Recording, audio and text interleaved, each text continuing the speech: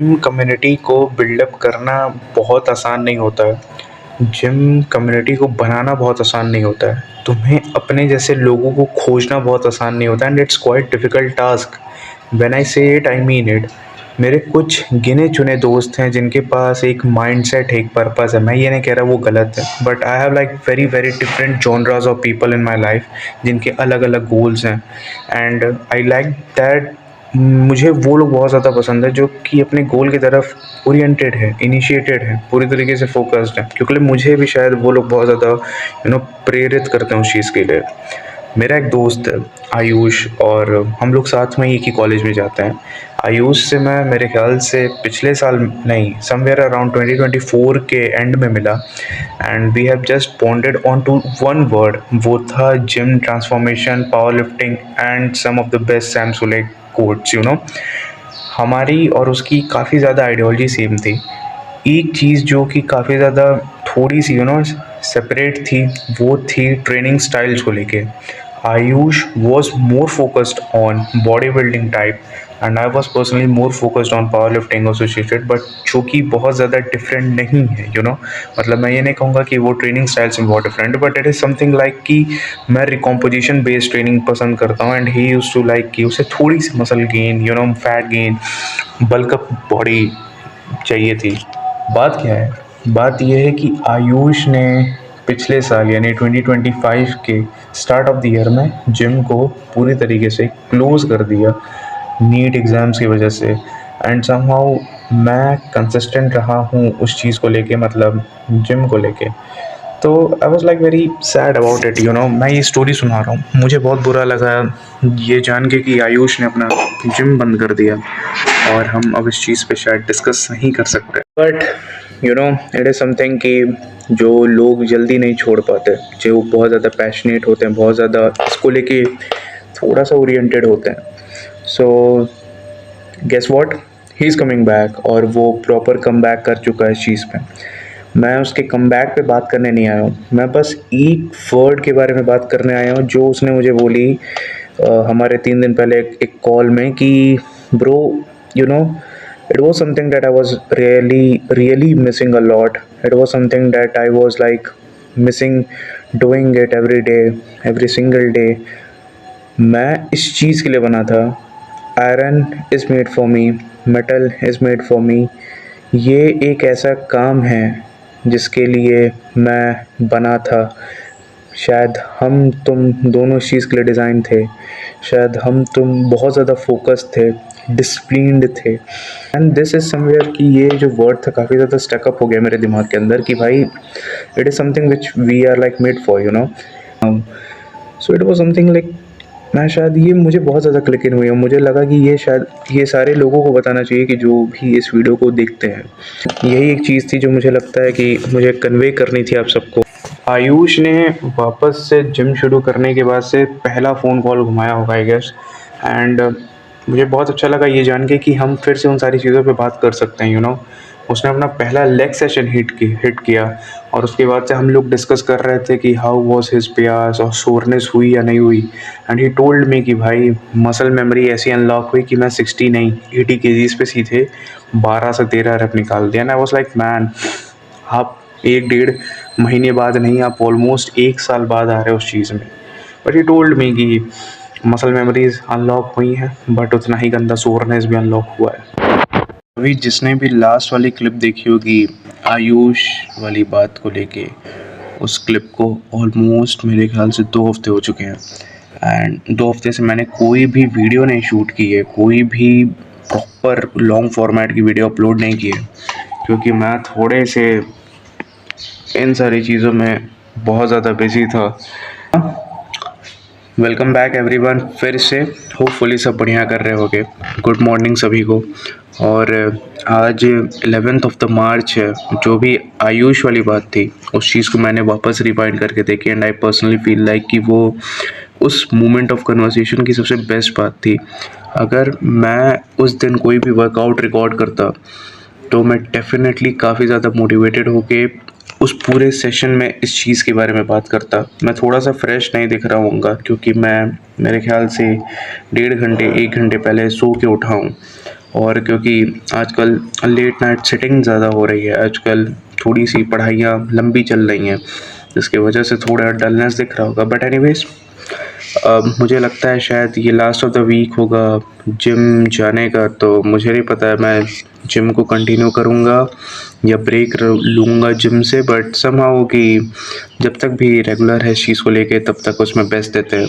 And yes, कल 10th of the मार्च था, कल ट्यूसडे था, और गेस व्हाट, हमने अपना लेग्स का पीआर लिया, स्क्वाट्स का पीआर लिया।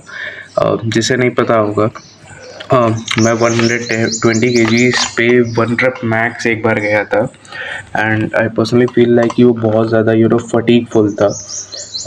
इट वॉज समथिंग लाइक कि मैं बहुत ज़्यादा फियर में गया था, मैं बहुत रेडी नहीं था, मतलब उस हिसाब से कोर्ट्स में मैच्योरिटी नहीं थी, या कह सकते हो कि बॉडी अडेप्टेड नहीं थी उस चीज़ को, उस वेट को लेने की। बट येस, कल हमने 120 kgs के क्लीन 3 reps निकाले। ऑल्दो मैंने अपने भाई को ये वीडियो भेजा, प्रशांत भैया को, कोच को, और उसने एक चीज़ पॉइंट आउट की कि शायद थोड़ी सी डेप्थ की कमी थी, but somehow it is something like कि वो क्लीन था। मतलब 3 rep आए 120 kgs पे बिना किसी फटीग फुल केयर। उसके बाद से मैंने सारे वर्कआउट्स भी कंप्लीट किए, तो यानी बॉडी कैपेबल हो गई है, मसल में शायद थोड़ी सी मैच्योरिटी आ गई है उस वेट को टेक ओवर करने की। तो यस, ये इस पूरे हफ्ते की या शायद मार्च महीने की सबसे बेस्ट बात होने वाली। एक बेस्ट बात ये और भी है कि हम बेंच में वापस आ गए हैं। ये बड़ी हंसी वाली बात है कि मैं जैसे जैसे वो समय पे आ रहा हूँ जहाँ जिम बंद करूँगा ऑलमोस्ट 1 महीने के लिए, मैं पीआर्स ले रहा हूँ, और वो थोड़ा सा मुझे रोक रहा है जिम ना बंद करने के लिए। तो बेंच पे हम वापस आ गए। हमने अपना 70 kgs, जो कि हमारा 25 हुआ करता था, सबको पता है मेरी बेंच थोड़ी सी वीक है, हम उस चीज़ पे वापस से काम करना शुरू किए bro. And trust me what when I say this कि we have taken 5x5 in it, और वो भी क्लीन 5x5 in it। मैंने 2 हफ्ते से कोई रिकॉर्डिंग नहीं की है, तो मैं इसका प्रूफ नहीं दे सकता, बट डेफिनेटली अगर कल थर्सडे है, कल इस चीज़ को रिकॉर्ड करेंगे और फिर देखते हैं इसको कभी पोस्ट करेंगे। तो ये पूरे वर्कआउट्स के अपडेट थे। Life update is all good, बहुत ज़्यादा फटीगफुल है, थोड़ा सा स्ट्रेस है, but any how life without stress is and without sugar. बहुत गंदा कोट था बट बढ़िया था। तो यार मिलते हैं जिम में, और बैक बाइसेप्स होने वाला है। मुझे अपनी लास्ट की वीडियो चेक करनी होगी यूट्यूब पे। मैं आईपैड लेके बैठा हूँ तो मैं चेक भी कर लेता हूँ, बट समहाउ मुझे लगता है कि मेरी लास्ट की वीडियो भी बैक बाइसेप्स थी भाई। बट आज की वीडियो कुछ ज़्यादा ही बाइसेप्स पे फोकस होगी, क्योंकि मेरे कुछ दोस्तों ने मुझसे पूछा था एक्चुअली कि इट समहाउ तुम इस चीज़ को कैसे ग्रो अप कर सकते हो। ऑल्दो उसमें फैट डिपोजिशन बहुत ज़्यादा है, बट स्टिल मुझे लगता है कि मैं इसके बारे में एक सेशन लूँगा। मैं अपने 3 बेस्ट एक्सरसाइजेस बताऊँगा अपार्ट फ्रॉम प्रीचर कर्ल्स के। तो यस, आज का वीडियो काफ़ी ज़्यादा बाइसेप्स फोकस्ड होने वाला है, और मिलते हैं जिम में। वो देख रहे हो, ये इंट्रूडर सब्सक्राइबर है ब्रो, सब्सक्राइबर है ब्रो। इसमें कितना प्रोटीन होगा? फक, मैं वेजिटेरियन हूँ, सॉरी। जो लोग स्टार्टिंग में डेज से मुझे देख रहे हैं, मुझे फॉलो कर रहे हैं, पूरी सी वीडियो वर्कआउट्स को ट्रैक अप कर रहे हैं, उनको पता होगा कि मैं एक डंबल अपने डंबल कर्ल्स मतलब अपने बाइसेप्स के लिए बहुत बढ़िया ऐड करता हूँ। ऐसा फील लाइक कि ये एक ऐसी एक्सरसाइज है ना जो कहीं ना कहीं हफ्ते में जो लोग नहीं करते हो एक बार कभी ना कभी तो ट्राई करना चाहिए। और लोग भी इंक्लाइन डंबल कर्ल्स और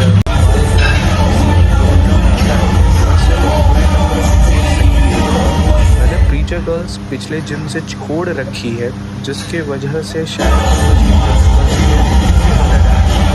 ये रियल स्ट्रेंथ दिखाती है। ये वाली जो मशीन है प्रीचर कर्ल्स की, विदाउट मशीन्स एंड ऑल, वो आपके हाथों के रियल स्ट्रेंथ को दिखाती है। तो मैं इस चीज़ पे पूरी से अडेप्ट होने की कोशिश कर रहा हूँ, क्योंकि मैं सही बताऊँ तो इस मशीन से बहुत ज़्यादा डर लगता है मुझे, क्योंकि मैं ज़्यादा लोड, और सबसे सुना है मैंने इस पे ज़्यादा लोड भी नहीं देना चाहिए। ये मेरी दूसरी एक्सरसाइज होगी, अगर मशीन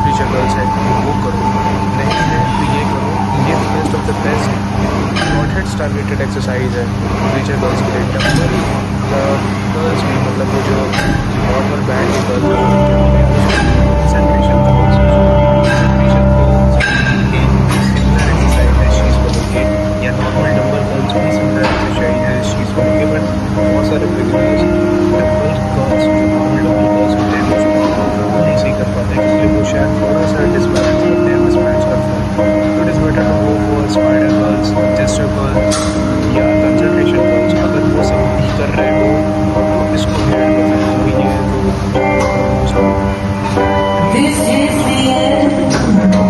टॉमी के बारे में सच कुछ खास पता नहीं है, बट ब्रैंकीरेडियालिस को टारगेट अप करने के लिए क्रॉस बॉडी हैमर कर्ल्स या सिंगल बॉडी हैमर कर्ल्स बहुत ज़्यादा बढ़िया होते हैं। और मैं एक जो कंसिस्टेंट एक्सरसाइज होगी बाइसेप्स को लेके उसमें प्रीचर कर्ल्स और हैमर कर्ल तो इंक्लूडेड है। मैं केबल स्टेशन पे नहीं करता, तो मैं डंबल्स पे करता हूँ। बस एक ही सिंपल फॉर्मूला इसका है कि अपने ग्रिप्स को थोड़ा सा डंबल के आगे पकड़ो, मतलब एकदम उसके एजेस पे पकड़ो, जिसकी वजह से तुम्हें पूरा का पूरा टेंशन तुम्हारे ब्रैंकीरेडियालिस पे आएगा। अब वो भी मैं बता देता हूँ। एल्बो और जहाँ बाइसेप्स ख़त्म हो रही है और जहाँ से फोर आर्म शुरू करते हैं उस जॉइंट को ही ब्रैंकीरेडियालिस करते हैं। एंड समवेयर तुम अपर ऑफ द बॉडी के फोर आर्म्स को टारगेट करोगे एंड सेम बाइसेप्स के लास्ट ऑफ द हेड्स को भी टारगेट करोगे इस चीज़ से। और ग्रिप बहुत अच्छी रहती है, तो तुम्हें पता ही है कि सारा गेम कहीं ना कहीं ग्रिप का भी है। तो ग्रिप भी बहुत ज़्यादा वो रहती है। क्योंकि ये लास्ट सेट था, मैं बहुत ज़्यादा रश अप कर रहा था, बट जितना हो सके उतना स्लो कॉन्ट्रैक्टिंग पोजीशन में रखो। बहुत ज़्यादा स्लो जाने की भी ज़रूरत नहीं है, फील तो आएगा लेकिन टेंशन बहुत ज़्यादा बियर नहीं कर पाओगे।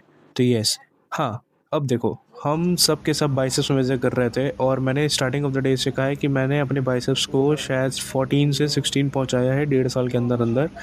14 से 16 इज समवेयर अराउंड जो कि मैं अपने फैट से मसल्स की तरफ लेके गया हूँ।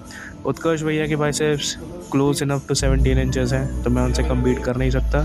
बट क्योंकि मैं थोड़ा सा एग्री अप किया हूँ तो मैं 16 इंचेस के इनफ पे हूँ। यार देखा जाए तो वैसे तो नई रेसिपी ट्राई किए हुए बहुत टाइम हो गया, बट समहाउ थोड़ा सा तेरा मिशू को लेके बहुत ज़्यादा ऑब्सेशन चल रहा है यूट्यूब और इंस्टाग्राम और हर जगह पे। तो मैंने कोशिश की एक तेरा मिशू बनाने की प्रॉपर तरीके से प्रोटीन रिच वाली। तो मैंने वे प्रोटीन की जगह उसमें पनीर ऐड कर रखा था। चॉकलेट्स मेरे पास कोकोआ पाउडर था लेकिन वो कुछ ज़्यादा ही डार्क कंपाउंड था, तो मैंने ठंडा ही ऐड कर रखा था जो कि होली पे बॉटल आई हुई थी। और बेसिक सारी चीज़ें वही थी, दही, पनीर, ठंडाई, ब्रेड्स, कॉफ़ी, थोड़ा सा डाइजेस्टिव बिस्किट्स के बेस। एंड समहाउ मैंने इस पूरे तिरामिसू को अकेले ही डिज़ाइन अप किया। तो आगे चलो, पहले इसको डिज़ाइन अप करने के लिए बहुत ज़्यादा टाइम तो नहीं लगा, बट समहाउ कि मुझे थोड़ा सा अंदर ही अंदर बहुत ज़्यादा डर खाया जा रहा था कि कहीं अगर ये थोड़ा सा भी ख़राब बन जाएगा तो सारी मेहनत पानी चली जाएगी। बट स्टिल मैंने अपना बेस्ट ट्राई किया। मैंने इसको डिस्पोजल ग्लास में इसलिए लिया क्योंकि मुझे बेसिस देखने तो चेक करने थे, एंड पर्सनली थोड़ा सा डेकोरेटिव पर्पज से भी अच्छा लग रहा भाई ये बचा वाला वो तिरामिसू का बेस है भाई, मैं इसको पी जा रहा हूँ भाई ऐसे ही। अब तुम इस मुझे पागल कह लो, जल्लाद कह लो, कुछ भी कह लो, बट दही, पनीर, ये जो डेट्स मैंने डाले थे वो डेट्स शायद अनफिल्टर्ड ही रह गए, तो डेट्स भी इसी में ही है। बाकी ये देखो यार, एस्थेटिक लग रहा है काफ़ी ज़्यादा। एस्थेटिक तो ऐसा सच नहीं लग रहा है, बट समहाउ कि मतलब थोड़ा सही दिख रहा है। इसको फ्रिज में डालते हैं, फिर इसका टेस्टिंग करेंगे। फिलहाल मैं इसको पी ले रहा हूँ यार, ये अच्छा लग रहा है, वैसे बुरा नहीं लग रहा है सच। चीयर्स। तिरामिसू रेडी है and it's almost like 4 hours of freezing in it. तो इसका टेस्ट चेक करते हैं, फिर बताते हैं।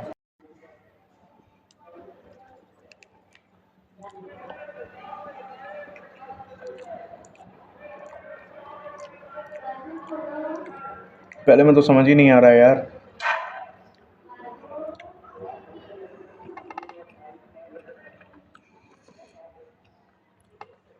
नॉट बैड, बिल्कुल भी ख़राब नहीं है, एग्री कर सकते हैं इस चीज़ पे। बट कभी कभी अच्छा लगेगा ये, अगर इसमें वे प्रोटीन वगैरह होता तो ज़्यादा बढ़िया लगता।